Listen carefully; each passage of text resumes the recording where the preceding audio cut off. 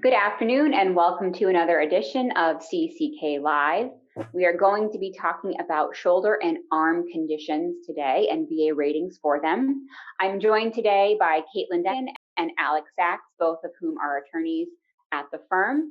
And so why don't we just dive right into it. As always, if you have questions or comments, please feel free to leave them and we'll get back to you as soon as we can. We also have a number of blog posts on our website at ccklaw.com that go more into depth about the things we're going to be talking about today. So please be sure to check those out too. All right, so Caitlin, what types of shoulder and arm conditions are common among veterans? So shoulder and arm conditions commonly occur while veterans are performing both combat and non-combat duties during service.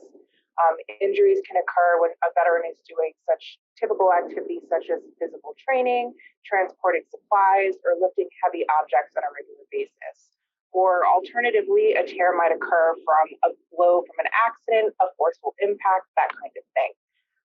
These injuries can often include impairment of limitation of motion, a shoulder dislocation, a shoulder separation, a rotator cuff tear, a shoulder replacement, and then amputations of various parts of the arm. So it sounds like pretty common among all groups of veterans.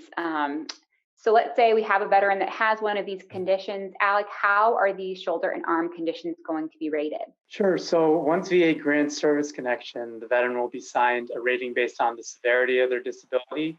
And the VA rates shoulder and arm conditions under two general rating criteria, 38 CFR 4.71, which is the schedule of ratings for the musculoskeletal system, and then 4.73, which is the rating schedule for the muscle injuries.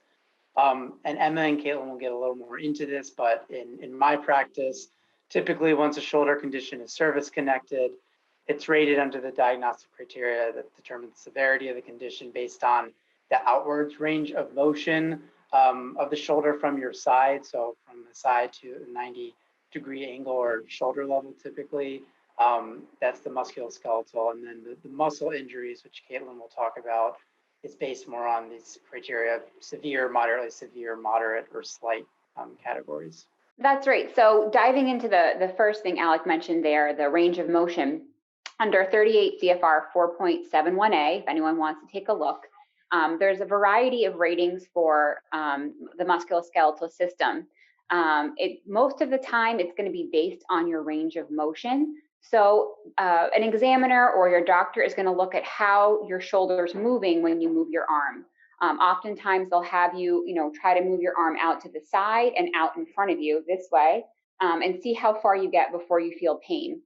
And they'll also look at whether that arm is the dominant arm. So is it your hand? Are you left-handed, right-handed, or is it the minor arm?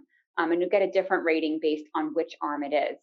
The higher rating will be assigned for a dominant arm because you're going to be using that more. But if you're, want to look into this a little bit further, we're going to put a link in the comments with all the codes and ratings listed out. But just know that oftentimes it's going to be rated on range of motion. Now, another way VA might rate your shoulder based on the musculoskeletal system diagnostic criteria is if whether you have ankylosis, like a fusion of the joint, and that's going to warrant a much higher rating.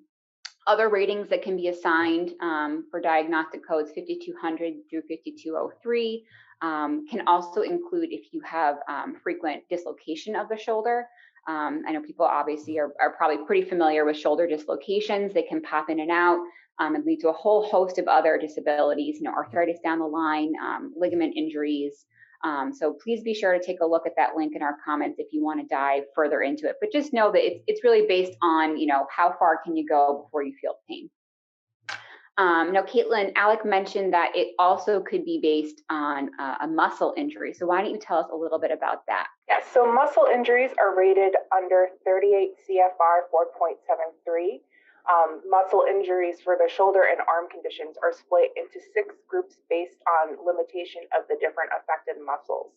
And as Alec mentioned earlier, these muscle injuries are rated based on the level of impairment that they result in. So whether they are slight, moderate, moderately severe, or severe, and that corresponds to a disability rating ranging from 0 to 40%.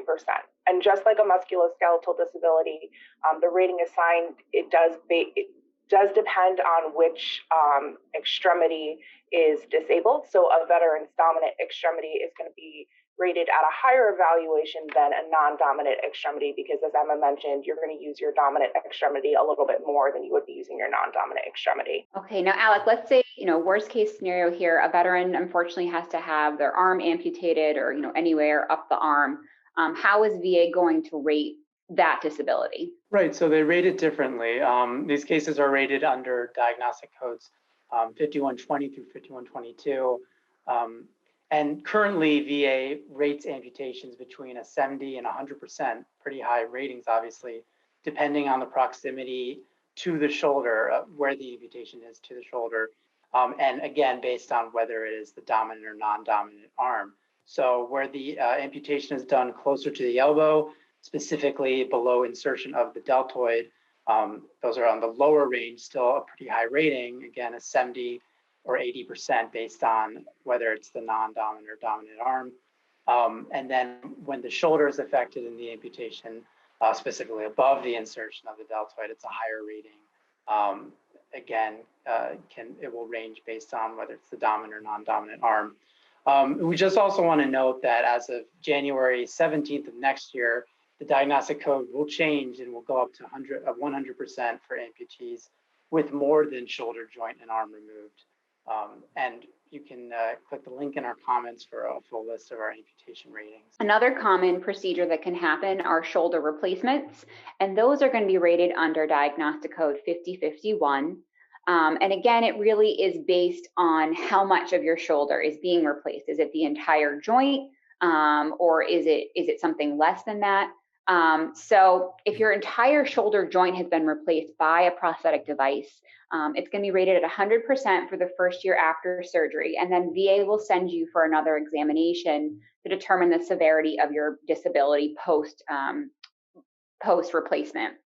So if there's weakness and severe pain with motion, it's going to be rated at 60% for the dominant arm or 50% for the non-dominant arm. So some correlation to knee replacements there.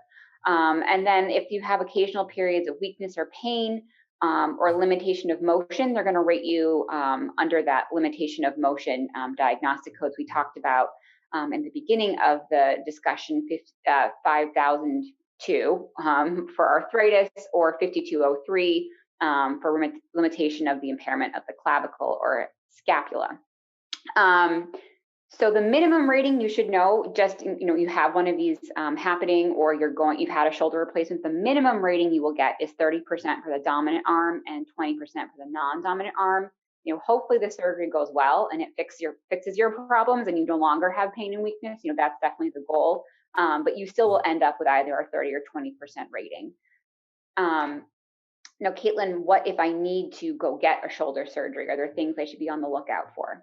Yes, so you don't need to have a shoulder replacement surgery in order to get some sort of temporary total rating for your shoulder. If you undergo any kind of shoulder surgery that is service connected, you might be eligible for a temporary total rating based on convalescence. And in that situation, you would be assigned a 100% rating until intensive treatment is over. Once the intensive treatment has ended, the 100% rating would continue for a period of 3 months unless otherwise specified.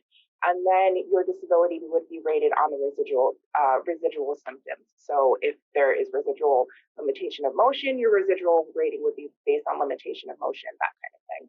Okay.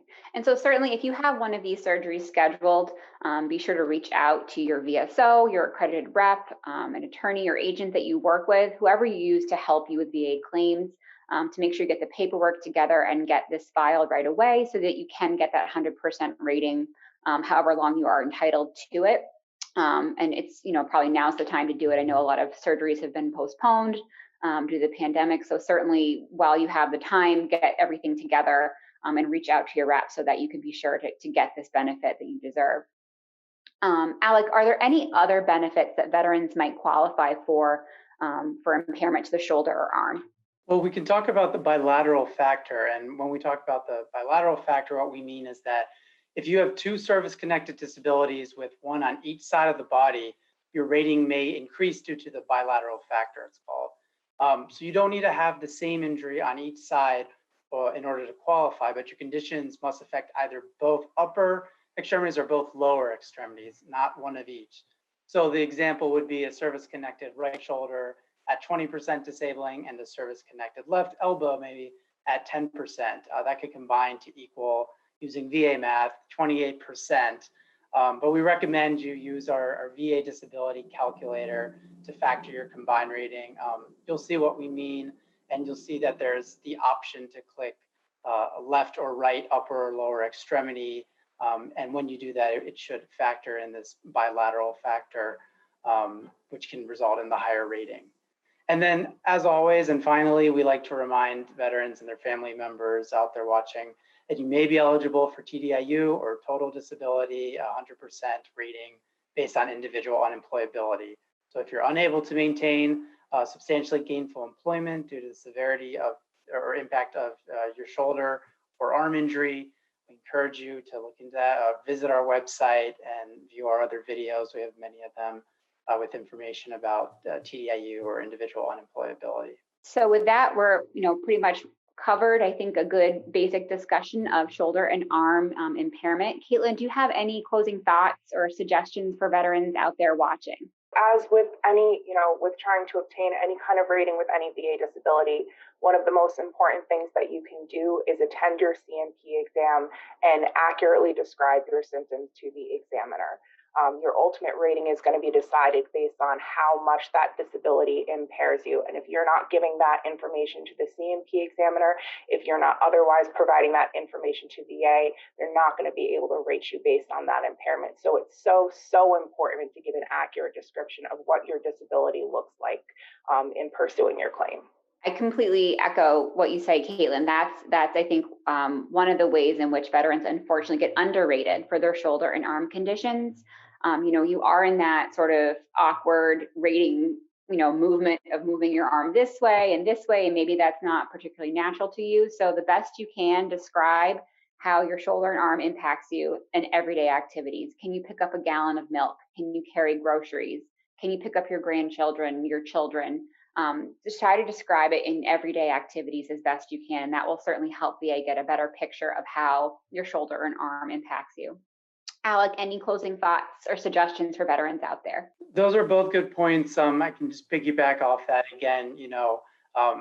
It's not just the statements that you would make to your C&P examiners, but really any documented treatment that's in the record is relevant. So anytime you're seeing your treating providers at the VA, just be sure to give a full history about the functional impact of the shoulder injury and even the extent at which you're limited in that range of motion, because again, that is what these criteria are mechanically based on at the end of the day. So that is helpful to give a picture of the disability and relevant evidence that VA has to consider in rating it. So we have posted a number of links in our comments for more in-depth information from our blog. So please be sure to check those out. And you can also follow us on social media to stay up to date on various veterans topics. And with that, I'll sign off here with Caitlin Denick and Alex Sachs and me, Emma Peterson, and thank you so much for joining us.